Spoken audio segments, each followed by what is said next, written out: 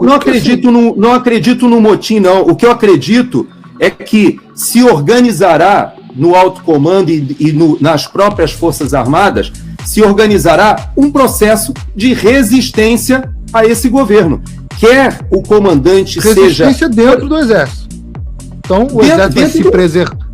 Eles vão se preservar e a população e a nação lavem as mãos de novo. Sabe qual você vai grande ver, problema que é o que todo mundo diz. E é o que todo mundo diz. Você fala população e nação. O Exército só vai se mexer para proteger a si mesmo. São corporativistas, só querem saber das suas regras, das suas tradições, das suas normas, de pintar meio fio, de caiar meio fio, de caiar. Mas me diga uma coisa. Agora, quando a população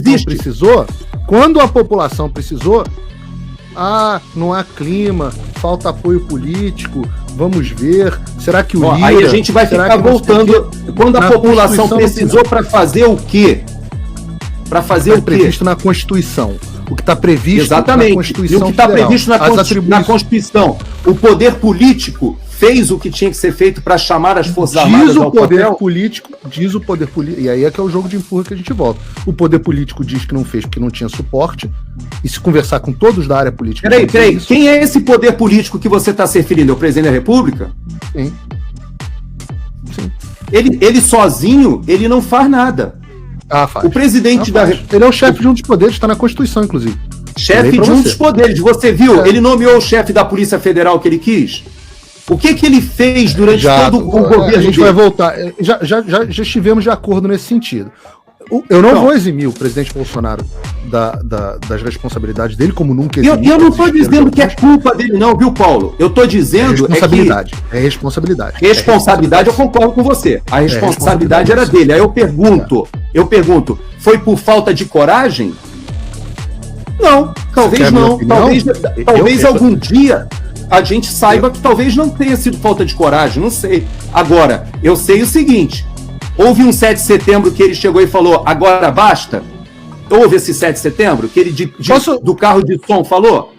Aí eu pergunto, no momento seguinte, houve um acordo dele com o Temer, etc. Então, a gente não sabe os bastidores, Paulo. Então você fala assim, as Forças Armadas não fizeram o que a população esperaria. Aí eu te pergunto, a população do país que as Forças Armadas servem, elas não são somente aquelas que estavam na porta dos quartéis. Existe a parcela da população que rejeitava o presidente Bolsonaro. E, aliás, essa parcela da população que rejeitava o presidente Bolsonaro é bem maior do que aquela que apoia o PT. Porque muita gente que rejeitou o presidente Bolsonaro já está arrependido agora. Mas o estudo bíblico que a gente teve na igreja falou do livro de Esther. E eu achei espetacular. Porque, curiosamente, o livro de Esther, quando ela resolve apelar lá para o rei para interceder em favor dos judeus, ela fala o seguinte. Tá aqui, ó, livro de Esther 4,16. Vá reunir todos os judeus que estão em Suzã e jejuem em meu favor. Não comam nem bebam durante 3 dias e 3 noites. Eu e minhas criadas jejuaremos como vocês. Depois disso, irei ao rei, ainda que seja contra a lei. Se eu tiver que morrer, morrerei.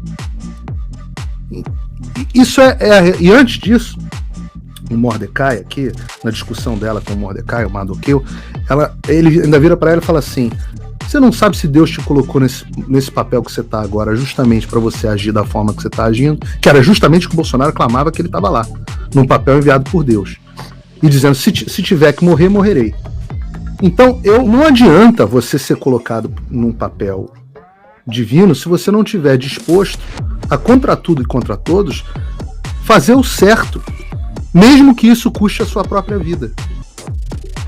Porque há coisas mais importantes do que a nossa própria vida. Então, eu não tinha as condições, Esther também não tinha. A lei dizia que se ela fosse falar com o rei, sem ser anunciada, sem antes, bastava, o rei podia matá-la. Né? Essa era a tradição, e ela fala, não, mas é o certo a fazer. Eu tô nessa posição, se eu não fizer, e morri.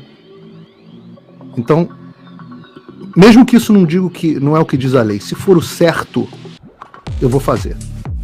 E naquele momento, faltou justamente faltaram homens que estivessem dispostos a fazer o certo, mesmo que não tivessem as condições políticas. Mesmo que aquilo custasse a própria vida deles. Mesmo que aquilo custasse a própria vida deles. E todos aqueles que usam a farda verde-oliva juraram que fariam isso. Tá no juramento. E fariam. Não fariam, não fizeram. Não fizeram. Passam o dia inteiro cantando que vão fazer, e no momento que era para fazer, não teve um que virou e falou: eu vou fazer. E o presidente exatamente. Esse chama-se presidente da República, Paulo. Isso que você não entendeu. Não é sozinho, não. Sozinho, não. Não é sozinho. Ninguém falou em sozinho. Não. A Esther, quando foi lá, ela foi sozinha. Agora, o sozinho não é sozinho. A população estava jejuando e orando pelo presidente. Você sabe por que eu não critico? Porque eu não tenho todas as informações do presidente Bolsonaro. Agora,